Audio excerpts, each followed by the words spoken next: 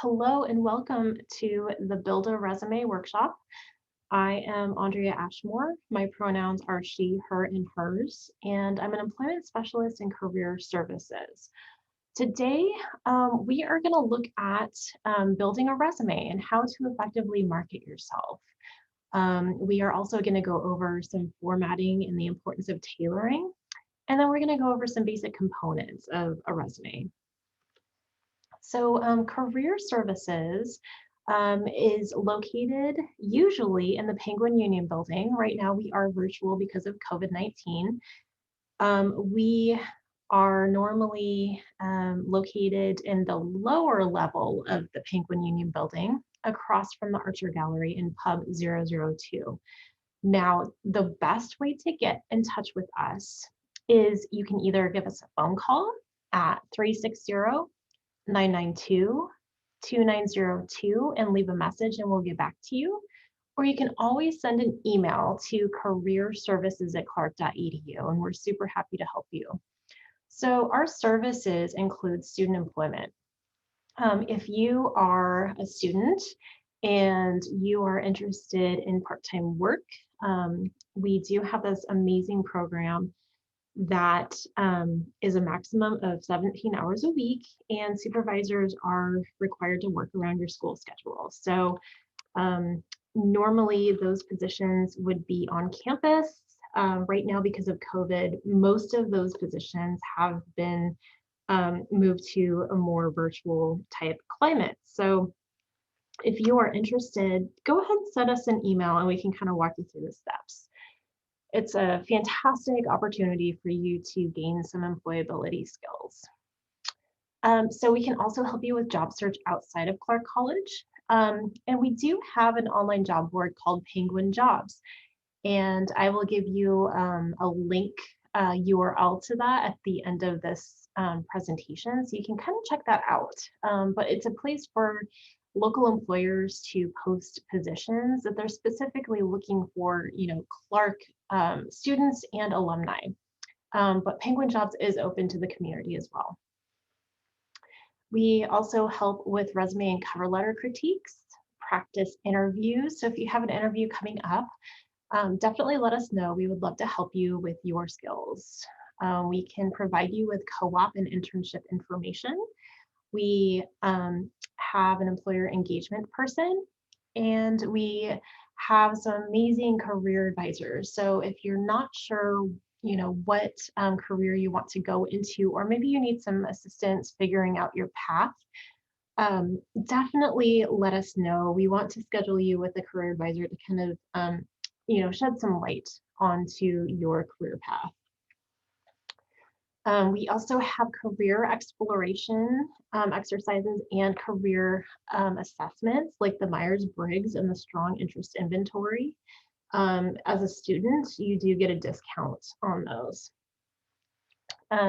We also orchestrate job and career fairs, and we own the student success workshops. So just like this one, if you have not really looked into that, definitely look into it, because the student success workshops are totally free to you. And these are workshops that people would normally pay for. But again, totally free to you. So definitely take advantage of that. And then we can also help you with financial wellness coaching. So if you are in need of funds, please reach out to us. There are some emergency funds and different programs that we can kind of connect you with. And we also have an amazing staff that can sit down with you and kind of help you with budgeting.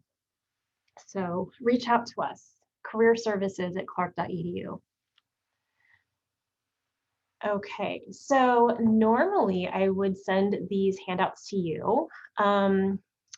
So resume worksheets, resume samples, resume summary statement, hard and soft skills, transferable skills, action verbs and adjectives, master resume, resume checklist and rubric, cover letter samples, Penguin Jobs tutorial, and then a link to my plan. So none of that has to make sense now, but I just wanted to give you an overview of the handouts that I'll be referring to during this presentation. So the intention of this workshop is to develop an understanding of how to build a resume and how to tailor it. You want to build awareness about how to effectively market yourself, which is a really hard thing to do. So I'm hoping to kind of guide you and kind of help you with that, and also identify ways to format a resume to standard guidelines. So general employment tips, this is really pretty important. You want to make sure that your outgoing voicemail is set up and professional. You want to make sure it's not full. If an employer does call you, you do want to get that message and get back to them. You don't want to miss this opportunity. You want to provide a professional email address. So usually something that pertains to your name is perfect. Your Clark email is totally perfect. And start thinking about what you're kind of putting out there in the social media world. If a future employer were to Google you, what would they see? Is this, the presentation that you want them to see out there? They're not supposed to Google you, but sometimes they do. So just keep that in mind, okay? Your first step in the process is gathering your materials. So what you want to do is you want to gather previous job position descriptions. You want to gather any letters of recommendation, any awards, certificates, achievements, trainings, everything that pertains to your employment history. With that, you're going to create a master resume. So what this is it's usually several pages long, and it's not a tailored resume. This is for you to create other resumes that are tailored for each position that you apply for. This is just for your information. It's a great place to start, that has absolutely every thing on it that you would ever want to, showcase. And then you can go ahead and, tweak it as you kind of go along. So again, it lists every single skill acquired, all the education, all of your job history, again, not tailored, and again, never submitted to employers, okay? It's really, really important that you tailor your resume and that it's not, 5 pages long. So the types of resumes, the most common types would be the chronological, functional, or a combination of the two. Chronological is definitely best for people kind of starting out with a resume that have never really developed one. It's kind of the easiest format to develop. It's also really great for those that have work history that's closely related to what they're seeking. So there's a functional or a skills format. And so what that does is it highlights the skills and experiences rather than work history. So it's really good to identify transferable skills, and it's good for people that are wanting to change industries.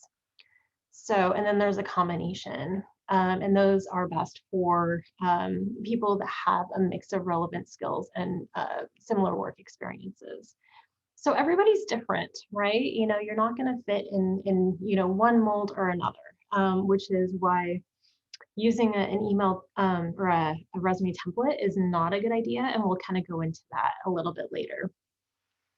So other types of resumes would be the master, which we had just talked about, which again is never to be submitted to an employer. That's for your own resource.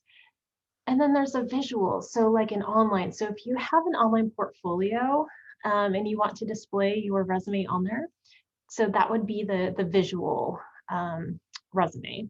And then there are graphic resumes, which are good for those who are kind of going into the creative field. So like a graphic designer or marketer, you want to have some design elements on there. And it's important that, whatever industry you're going into should be reflected in, the style of your resume. So if you're wanting to go into engineering, you would not want to have a graphic resume. So, just keep that in mind. Okay, resume tips. So your resume is marketing. It's like a website. You want the most important information to be in the upper half to two-thirds of the page. Employers don't have a lot of time. Most likely, they spend 15 seconds or less looking at your resume. If you don't have what they're looking for, in the upper half, they're going to move on to the next in the pile. So less is more. If you like to use a lot of words, try to streamline it. See if you can get rid of some words that aren't very important. You want to be focused on the core of what you want to communicate, less, words. White space is really, really important. That's easy for people to kind of read through with spaces in between, so that your eyes kind of track.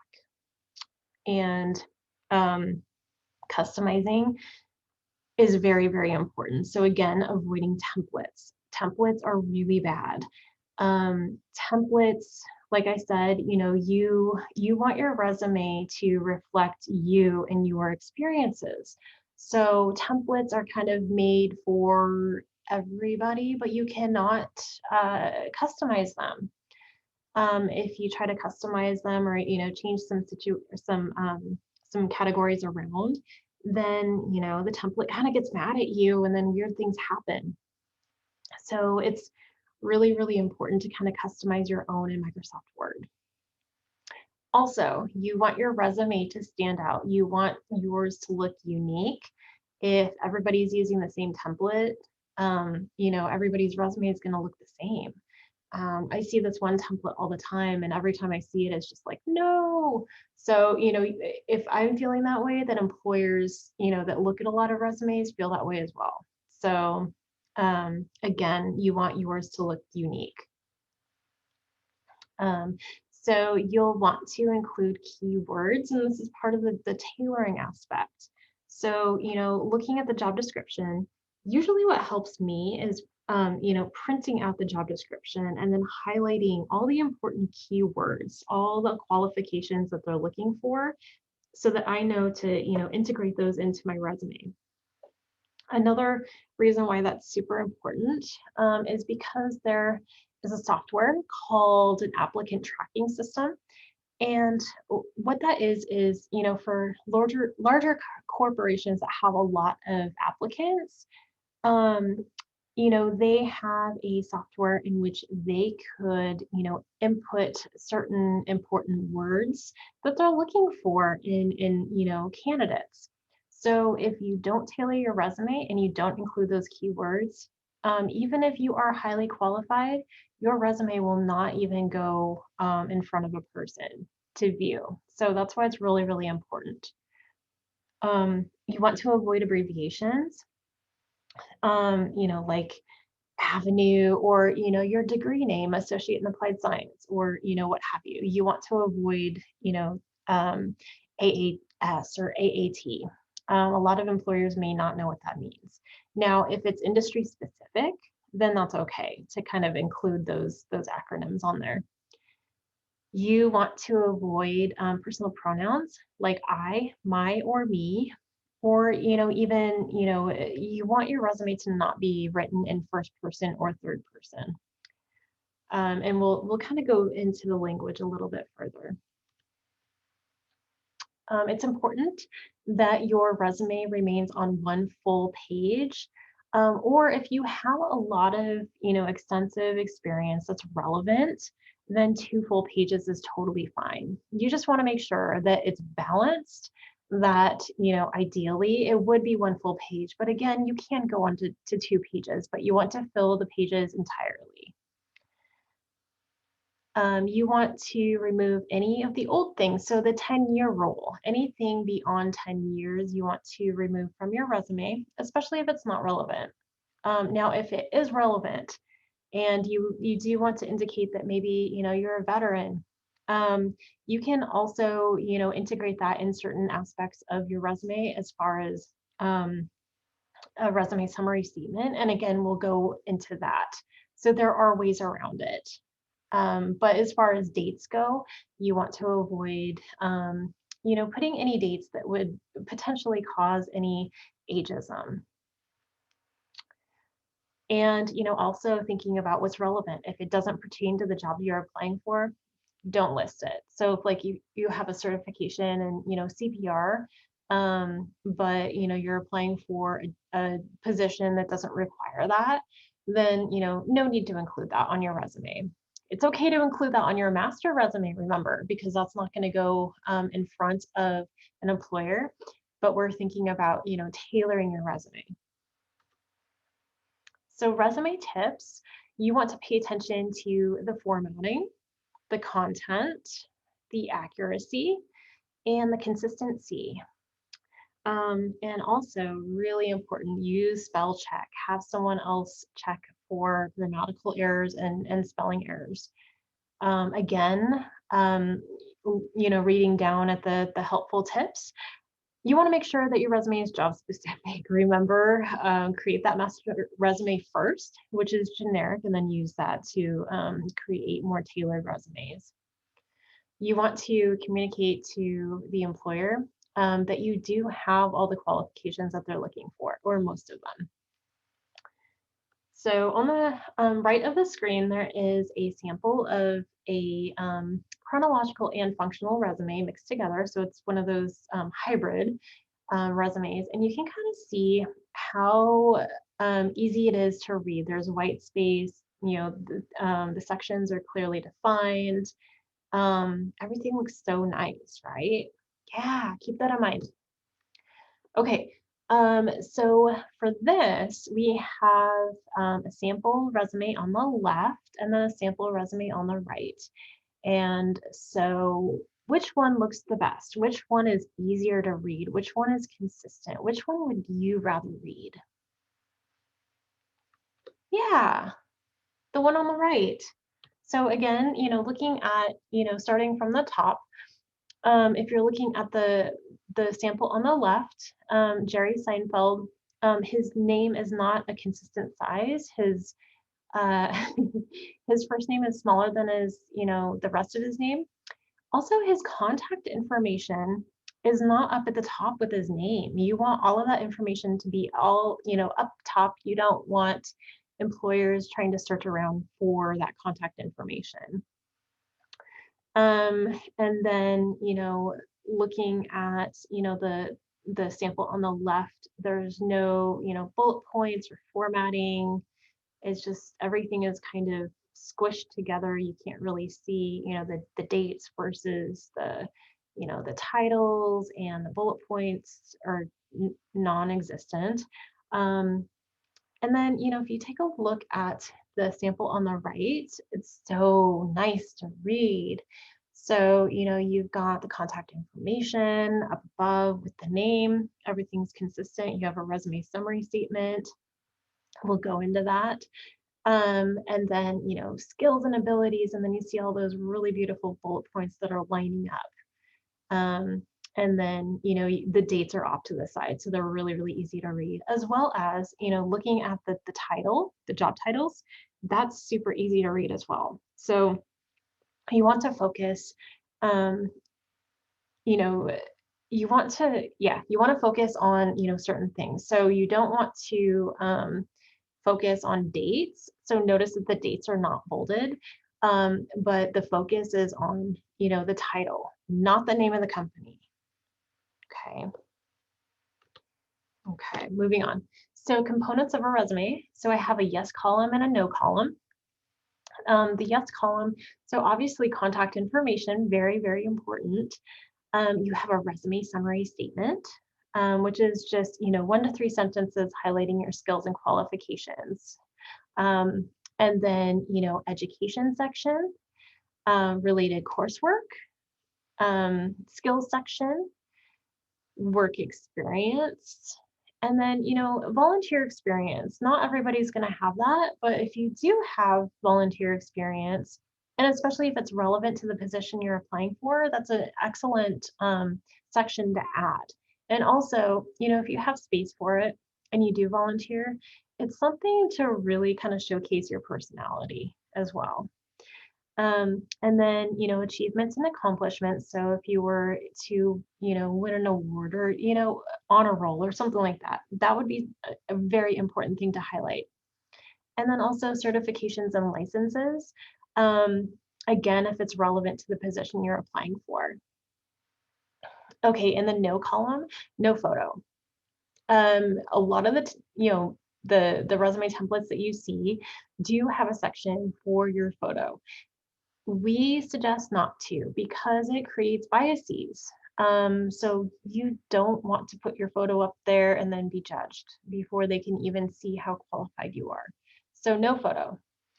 Um, no hobbies or interests unless it pertains to the job that you're applying for. So if you are an avid hiker or camper, it would be relevant to have that section and to highlight that if you're, applying for a job at REI or, Columbia Sportswear. Um, no references, don't list that on your resume, that goes on a separate sheet. And then even, indicating references upon request is no longer needed to put that on your resume. It's always indicated. Employers know that when they do request that, they'll receive it. Okay. Now if you need help with your resume, we are super happy to help. So just contact us. Okay, speaking of contacting, so contact information, again, super important. You want to make sure, again, that it's all up at the top of the page. You want to make sure that it's legible. Sometimes people like to, use some fancy fonts. You want to make sure, maybe not to get too creative, like to put your name in a fancy font is okay, as long as it's legible, right? You don't want to have more than, I would say, 2 fonts on your resume. And again, legibility is really, really, really important. Your name should be the biggest, boldest thing on the page. So 14 to 18 point and bold. You want to make sure your contact information is correct and updated. You want to include your name, email, and phone number. And then you can either list your address or city and state. I always suggest just listing your city and state. No one needs to know your address. And especially, if you are uploading your resume to a job board or applying to a position on, say, Craigslist, you don't want to provide that information. City, state is totally fine. And then also, if you have a LinkedIn or a portfolio URL, definitely include that as long as, the information that you're providing is updated. So you want to make sure your, LinkedIn is updated and your portfolio is updated. Okay, so resume summary statement. We've kind of talked a little bit about this. So it is not required to put on your resume. However, it's a really good idea if you have room for it. So it's a little synopsis about how awesome you are, how qualified you are. Again, it's something that would add a compelling aspect to your resume. It's 1 to 3 sentences. Again, highlighting your skills and qualifications, using keywords, and then highly tailored for each position that you apply for. This is the section I had mentioned that, if you were, in the military, more than 10 years ago, and you have to remove that experience from your resume, this is a good place to indicate that. Like if it's, a veteran friendly company or something like that, and you want to reflect that you have that experience, great place to just, throw that in there without, exposing dates. So it's written in a way, again, we talked about the language. It's written in a way that doesn't use any pronouns. So, up at the top, they're applying for the financial advisor position. So they have, the position bolded, definitely stands out. You can tell that, the resume writer definitely did some customizing. It shows that they are, obviously interested and, put forth the extra work to tailor. So the resume summary statement says, successful financial planning professional with over 3 years of personal and retirement planning experience. Achieved double-digit financial returns for clients by developing personalized investment portfolios. See, super relevant to the position they're applying for. It's pretty brief, but it has a lot of really great information that the employer would be interested in. Now there's another sample underneath that. Skilled and resourceful medical billing coding specialist with experience in providing error-proof reports, demonstrated knowledge of coding, billing, and patient-centered care. And they kind of integrated the title in there, but they still, made it stand out. Okay, next section should be education. Since you are a current student, it should be up at the top of the page because it's relevant. So you want to write out the full institution name, city and state. So Clark College, comma, Vancouver, comma, Washington. Again, keeping the whole format of your resume consistent. Then you want to write out your official degree name. You want to make sure that you have the full name. What I find with meeting with clients is that it's not completely known what your degree name is. I've had a lot of clients, kind of merge the focus with their degree name. So you want to definitely check out your degree name and make sure that you know the full name.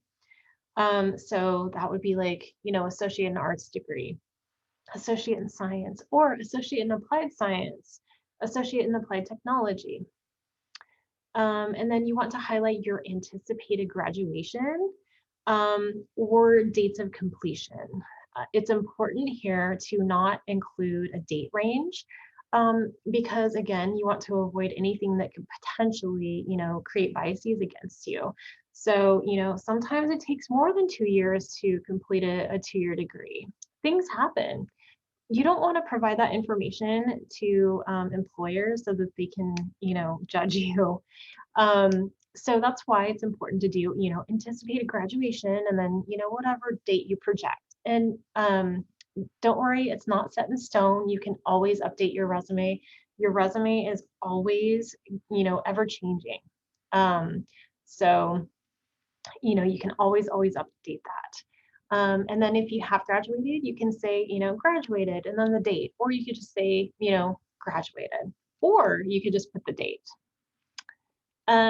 Now, there is a section that you could add, a little subsection called related coursework. This is a great section for, students that maybe haven't completed their degree yet, but they've taken, some pretty important courses that would be relevant for a position that they're, applying for. So this is a good place for you to indicate that you have taken the class, you have the knowledge. Maybe you haven't completely mastered the skills yet. But again, your resume is ever changing. You're going to be acquiring more and more skills as you go along. Once you have mastered those skills, then, you can put that into the skills section. But, right now, related coursework could be a really great section for you to add. And we'll see what that looks like. Now, if you've graduated high school, there's no need for you to include that on your resume anymore.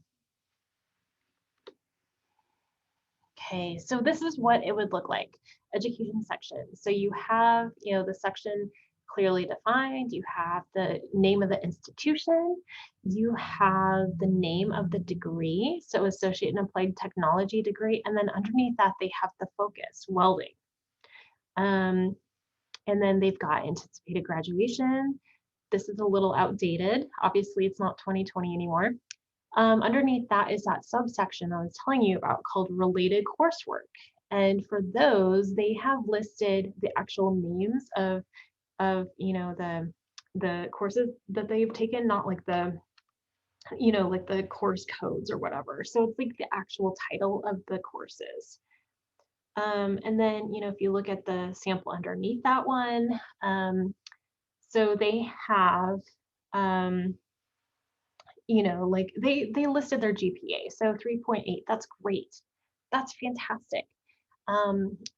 it is indicated that if you have a GPA that's 3.6 and above, it's okay to list that on your resume, but otherwise you wouldn't want to.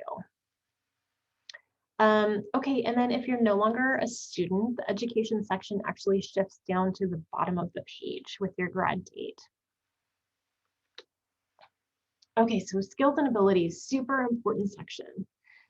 There are a few different types of skills. There are hard skills and soft skills. Hard skills are more technical things that you can be tested on. So those would be like, different softwares like Microsoft Word, Excel, PowerPoint.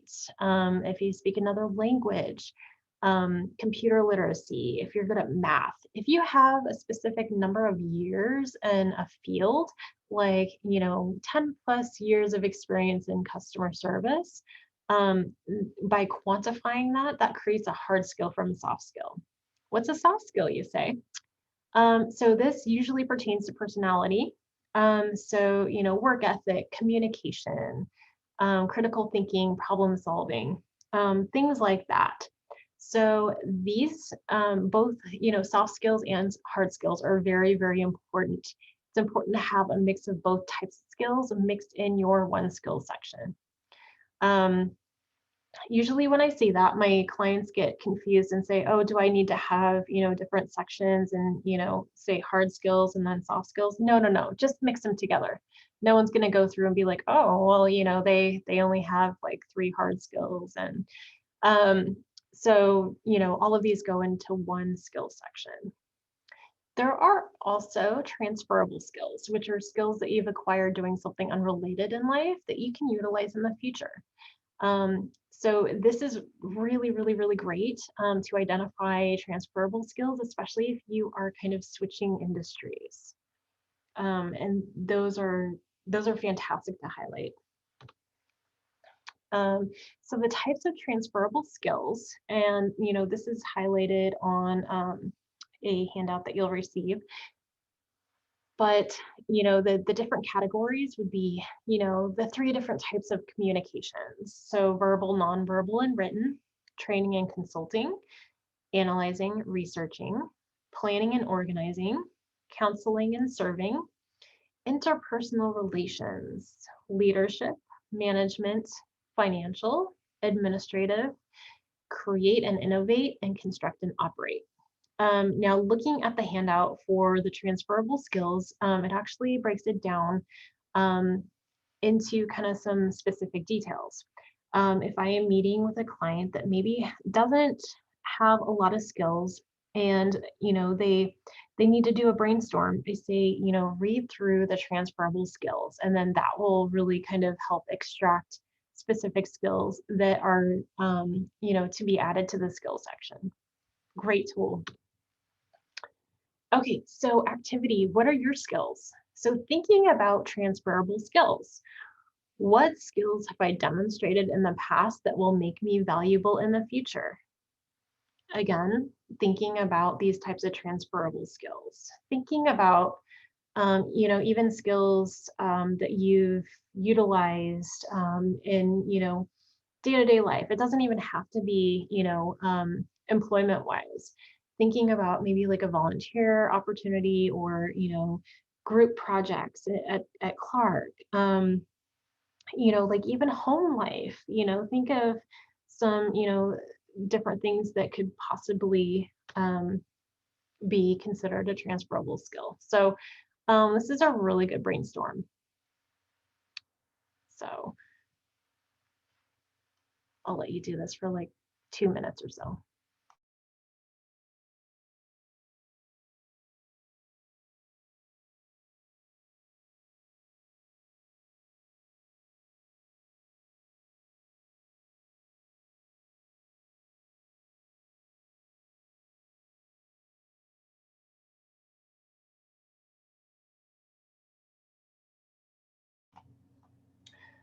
Okay, so we're gonna move on, but I want you to continue thinking about this.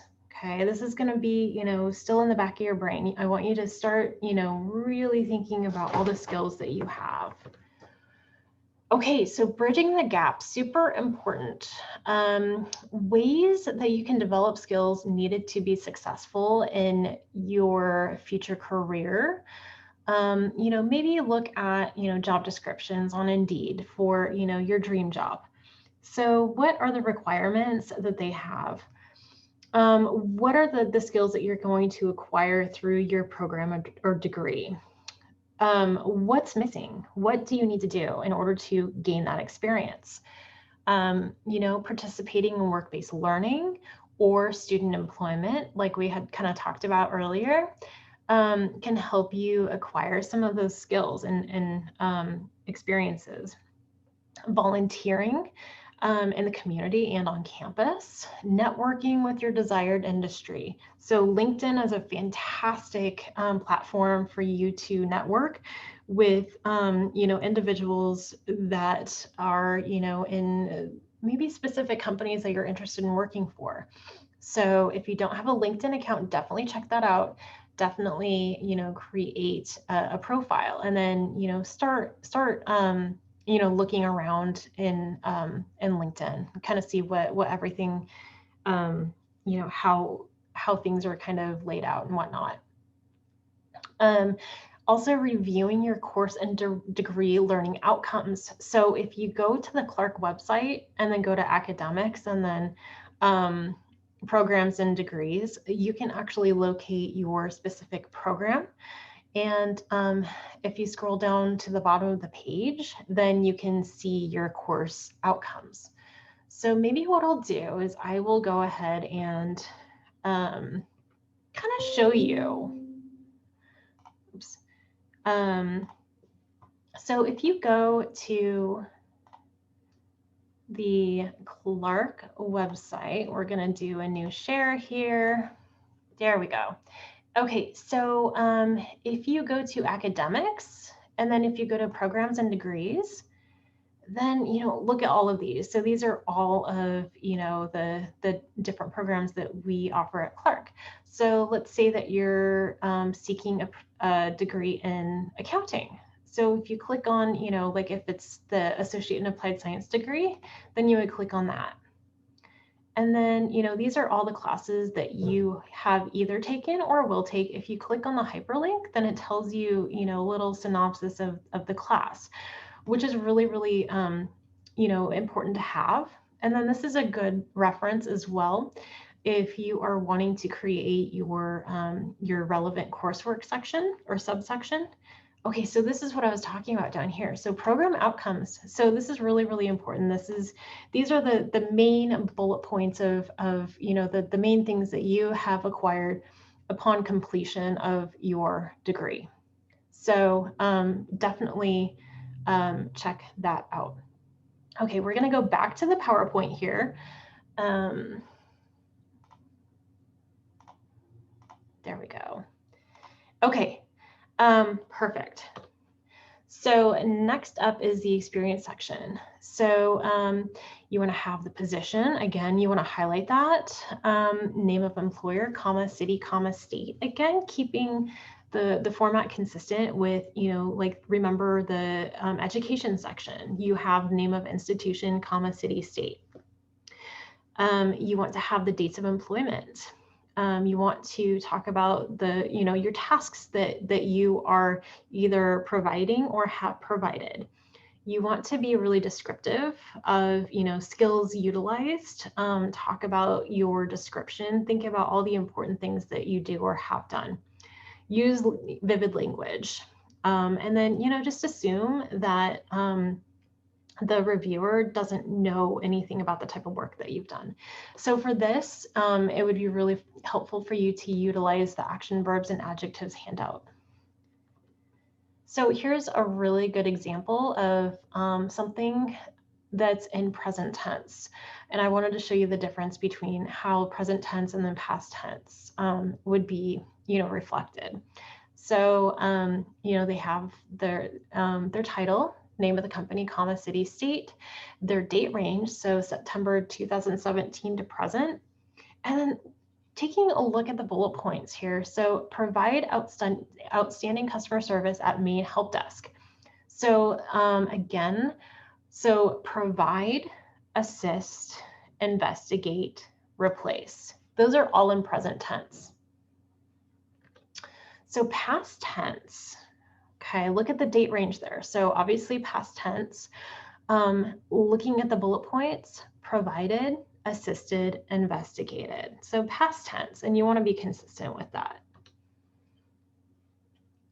Okay, so additional categories, again, optional. So certifications, which would be really important for you to highlight, if you do have, like if you're going into the medical field, yeah, you're going to want to have, a section called certifications to really draw that information out. Now, notice that the way that they have it listed, they have their dates, and the dates are all in order from the most recent to the oldest. Then there's volunteer experience. And again, keeping things consistent, name of the institution, comma, city, comma, state.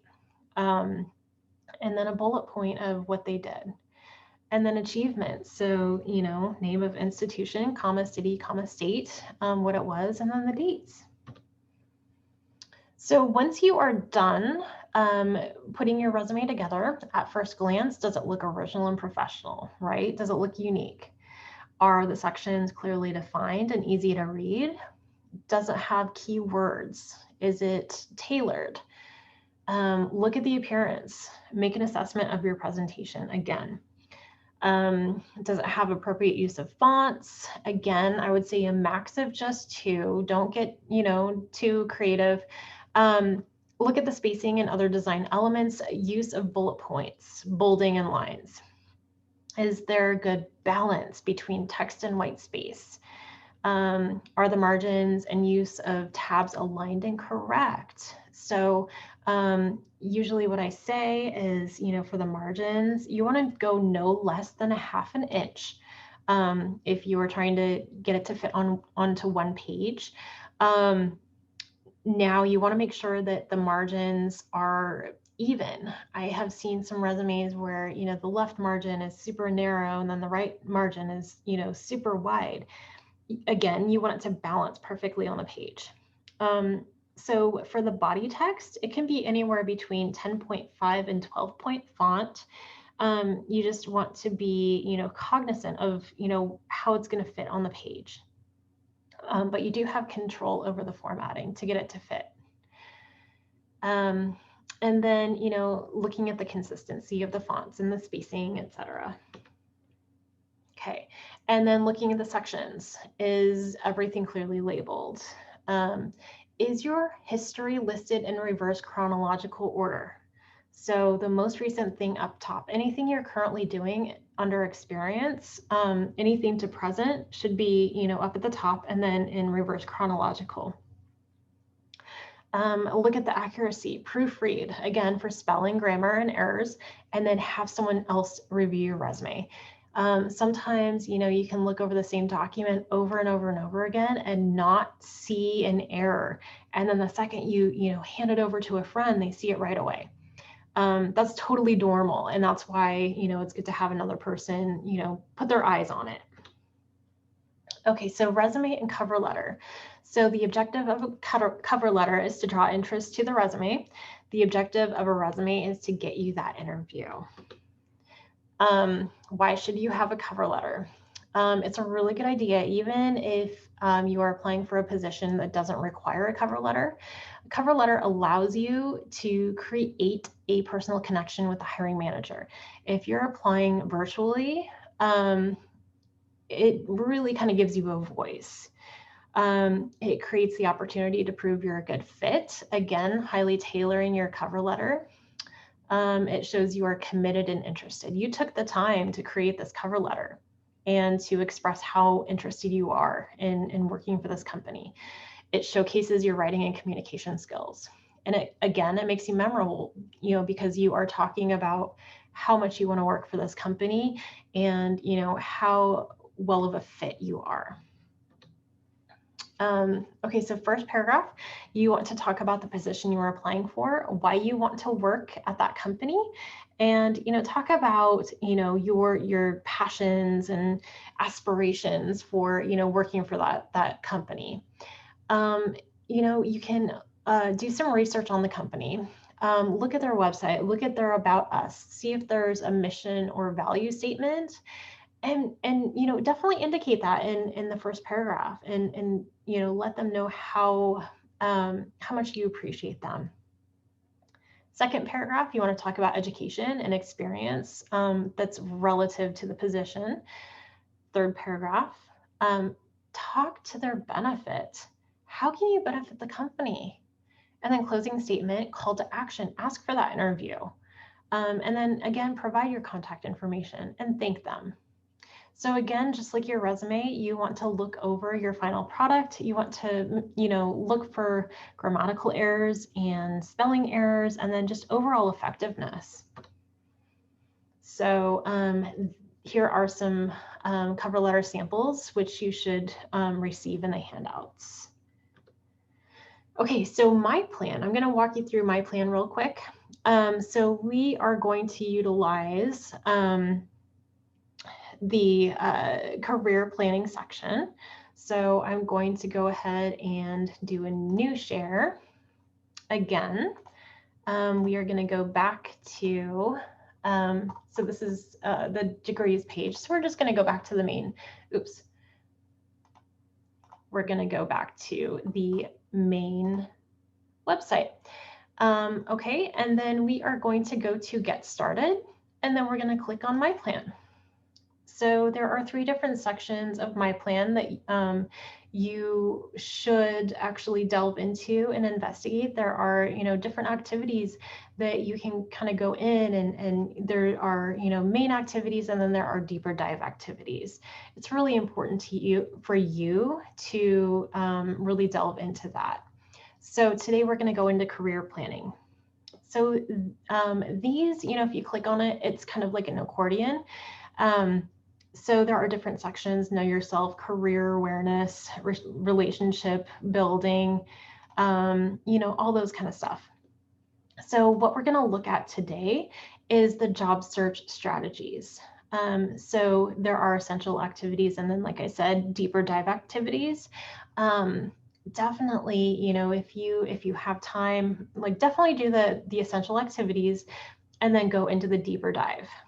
So, for here, you can download the activity that's build a resume. Comes up in a Word document because it's accessible.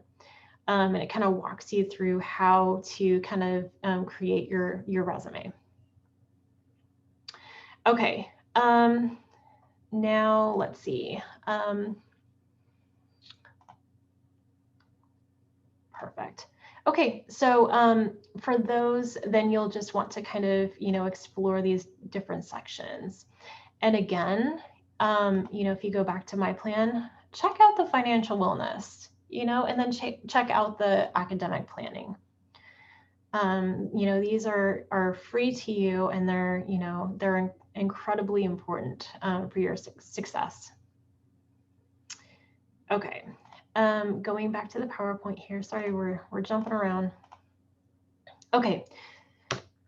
So Clark College can set you up with Standout. It's a video-based practice interview tool. It's a great way for you to practice your interviewing skills in a virtual climate. If you are interested, definitely send us an email to careerservices@clark.edu, and we can get you set up in Standout. What you do is you go in, you listen to a video recording. They'll ask you a question, then it will be your turn to talk. It'll be recorded, and then you kind of go through, a series of different questions based upon, what program you're kind of pursuing, or there's a general employment video as well.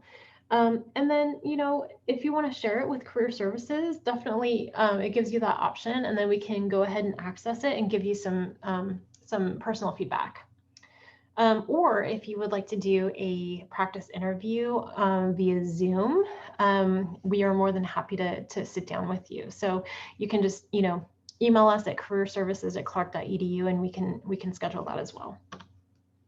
Okay, so we talked about Penguin Jobs. Again, it's Clark College's online job board. So the way that you would get there is clark.edu/cc, penguin jobs. Definitely check it out. Okay, career services. Again, if you would like to contact us, we are super happy to help you with anything. So you can email us at careerservices@clark.edu, or you can go ahead and call us and leave a message at 360-992-2902. All right, thank you so much. Have a great day.